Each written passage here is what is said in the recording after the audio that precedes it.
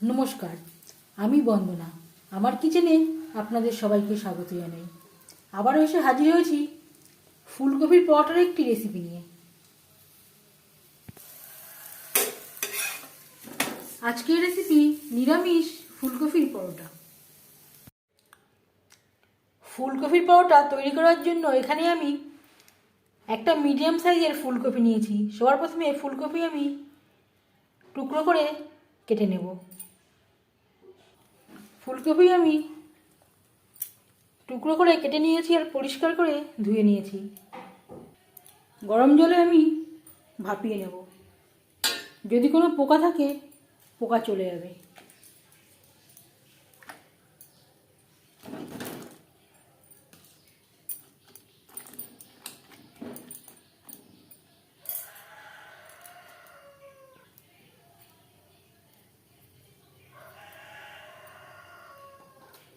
স্বাদ মতো লবণ,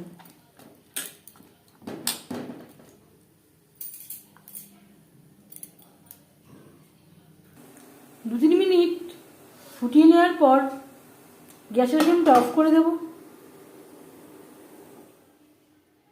ঢেকে 5 মিনিট স্ট্যান্ডিং টাইমে রেখে দেব। ফুলকপি থেকে আমি জল ঝরিয়ে নিয়েছি আর ঠান্ডা করে নিয়েছি। এবার আমি একটা গ্রেটারের সাহায্যে গ্রেট করে নেব।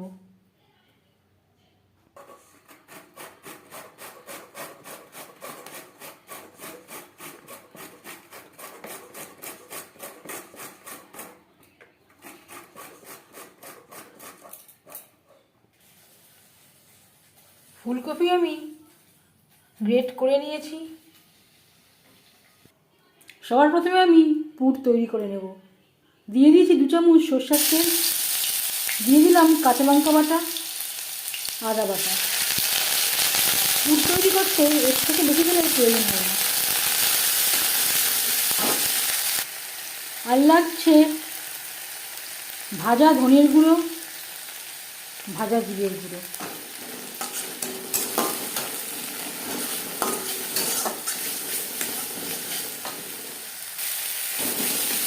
দু তিন মিনিট মিডিয়াম ফ্লেমে নাড়াচাড়া করে নেওয়ার পর দিয়ে দেবো টমেটো। গ্যাসের ফ্লেমটাকে আমি এই সময় হাইতে রেখেছি। যেহেতু পুর তৈরি করব কখনোই লোতে রাখলে চলবে না, তাহলে অনেকটাই জল বেরিয়ে যাবে। আর দিয়ে দেব গ্রেট করে রাখা ফুলকপি। খুব বেশিক্ষণ ধরে ভাজবার প্রয়োজন নেই।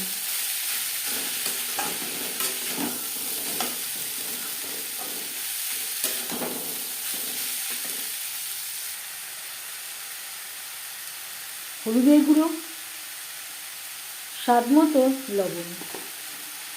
ফুলকপি ভাপানোর সময় আগে একবার লবণ ব্যবহার করেছিলাম, সেটা মাথায় রাখতে হবে।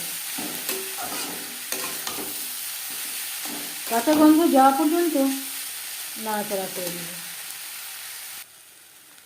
আর দিয়ে দেব বাইন্ডিংয়ের জন্য 1 চামচ বেসন।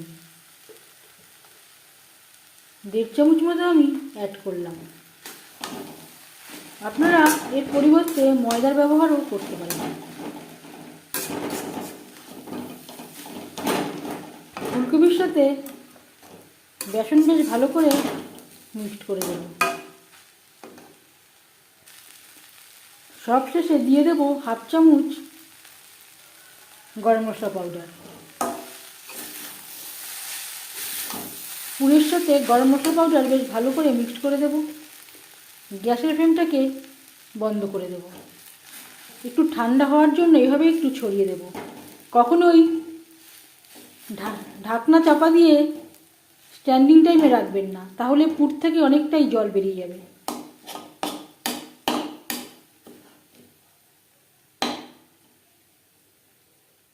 পুর রেডি।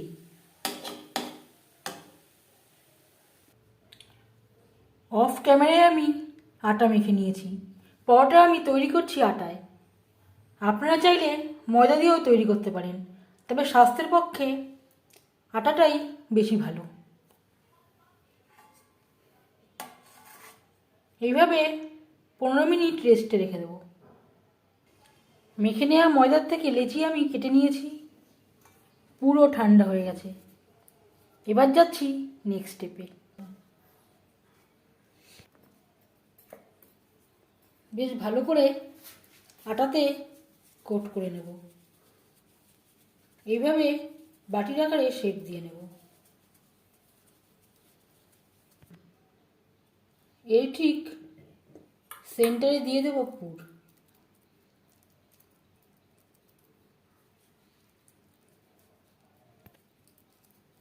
এভাবে সিল করে দেব।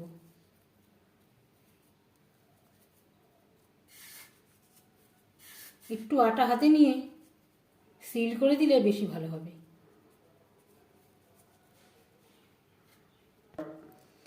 সিল করা দিকটা সবসময় নিচে রাখতে হবে। এভাবে প্রথমে হাত দিয়ে সাইডগুলো প্রেস করে দেব।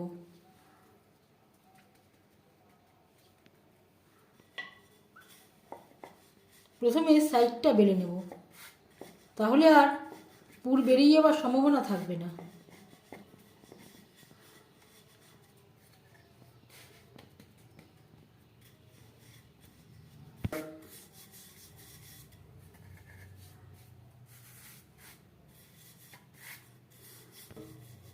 এইভাবে হালকা হাতে চাপ দিয়ে বেলে নেব।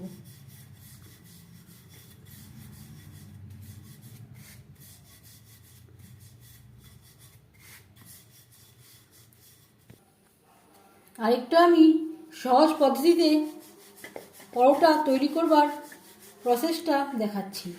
প্রথমে আমি রুটি বেলে নেব। একটা রুটি আমি বেলে নিয়েছি, আরেকটা রুটি আমি বেলে নেব।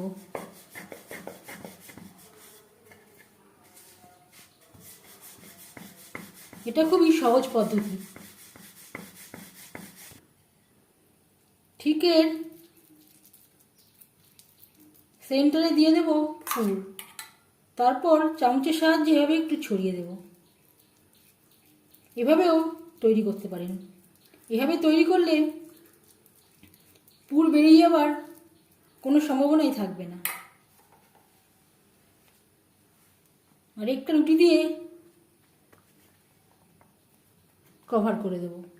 আর সাইডটাকে অবশ্যই দুই হাতের সাহায্যে সিল করে দিতে হবে। এভাবে একটু চেপে দেব যাতে পুরটা পুরোপুরি ছড়িয়ে যায়। পরোটা তৈরি করবার জন্য তাওয়ায় দিয়ে দিয়েছি রিফাইন্ড অয়েল। এবার দিয়ে দেব পরোটা।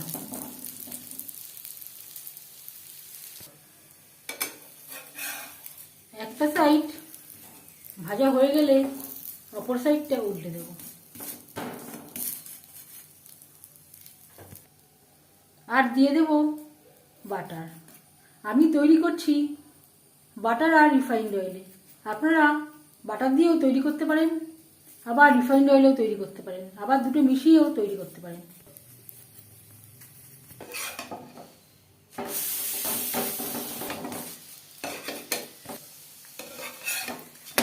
উল্টে পাল্টে পরোটা বেশ ভালো করে ভাজা হয়ে গেছে। একটা পাত্রে উঠিয়ে নেব। এইভাবে বাকি পরোটা তৈরি করে নেব। যেটা আমি পুর ভরে তৈরি করেছিলাম সেটা ঠিক কেমন হয়েছে আমি একটু ভেঙে দেখালাম।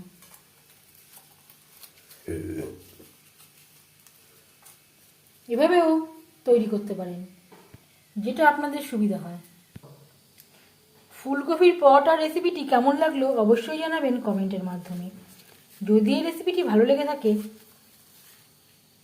লাইক করবেন, শেয়ার করবেন, সাবস্ক্রাইব করবেন আমার চ্যানেলটিকে। বেল আইকনটা ক্লিক করে দেবেন। যখন আমি নতুন ভিডিও আপলোড দেব তার নোটিফিকেশান সবার আগে আপনার কাছে পৌঁছে যাবে। আপনারা সবাই অনেক অনেক ভালো থাকবেন। এই ভিডিওটি দেখার জন্য ধন্যবাদ।